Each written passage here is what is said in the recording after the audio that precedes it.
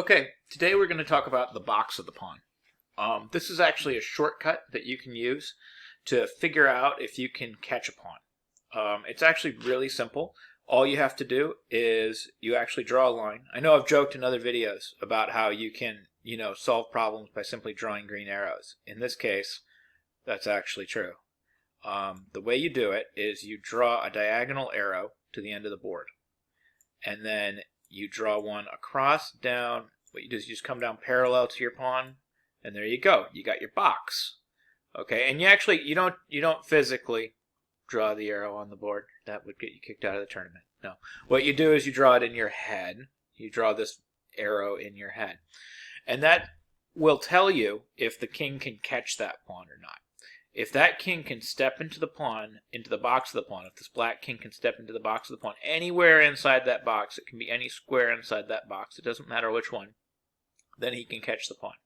If that king can't step into the box of the pawn, then he can't catch the pawn. So here, if it's white's move, that pawn is uncatchable, and you don't have to calculate it. All you have to do is just move the pawn up one square, and then notice you draw this box again. You come down parallel to the pawn, and you draw this little box.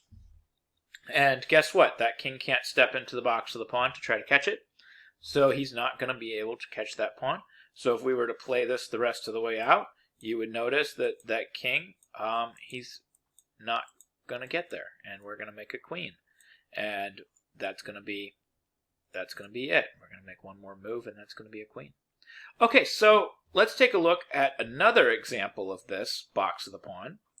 So using the magic of computers, we've gone to this example. Now this is a really famous example, and it's a really cool way to understand how to use the box of the pawn to its maximum ability and how to just utilize the geometry of the chessboard.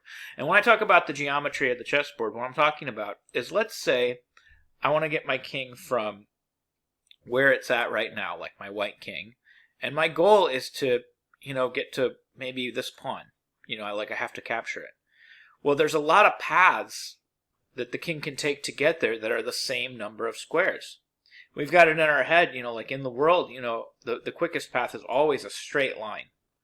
You just go here, you go here, you go here, and that takes 1, 2, 3 moves. But in chess, there's a lot of paths that are going to be the same number of moves. Like you could go there, there, and there, and that's also 3 moves.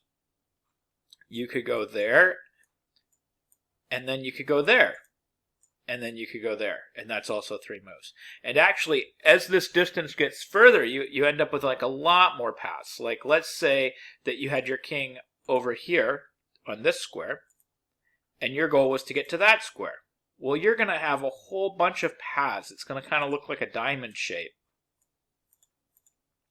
that are all going to be approximately the same number of squares to get from point A to point B. You could go in a straight line if you wanted to. You could go 1, 2, 3, 4, 5. Or you could go in a diamond. You could go 1, 2, 3, 4, 5. Or you could go 1, 2, 3, 4, 5. That's still 5. You've got so many different ways to get to that pawn that are all going to be 5 squares. And so in this endgame, we can utilize that. Because all that actually matters is our king threatening to get to the box of the pawn? So this is a really famous endgame. The very first move of it is simply king b7. And this actually saves white. Because if you notice, if you draw white's box, it's really straightforward. Black is in it. So white's pawn is stuck. But if you draw black's box, you'll notice there is no way that white can get to the box. But here's the thing. White can threaten to get to the box. And while he's threatening to get to the box, he can also get himself closer to his pawn.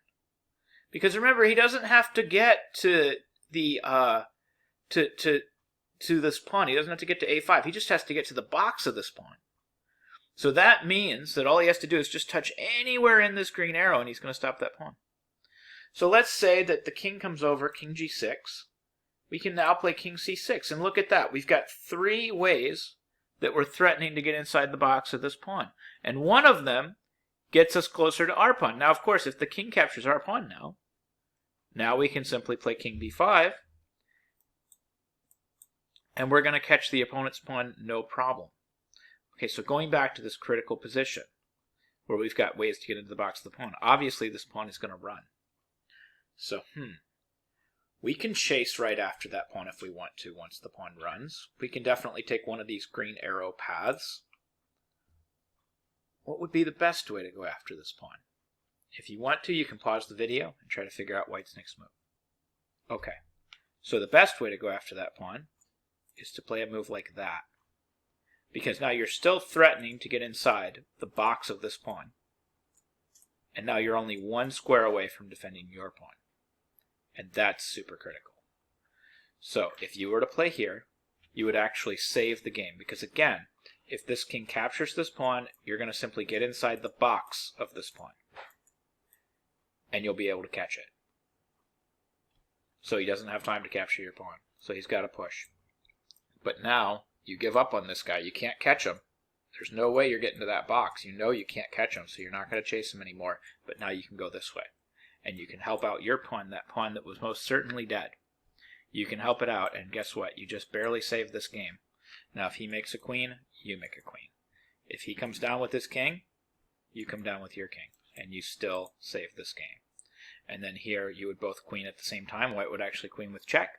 And you would have a position that looked like you were completely lost become suddenly an equal position. And that is how you use the box of the pawn. And that is what the box of the pawn is, and that is why it's useful. I hope you learned something new about chess. I hope this was a helpful video. Thank you very much for watching.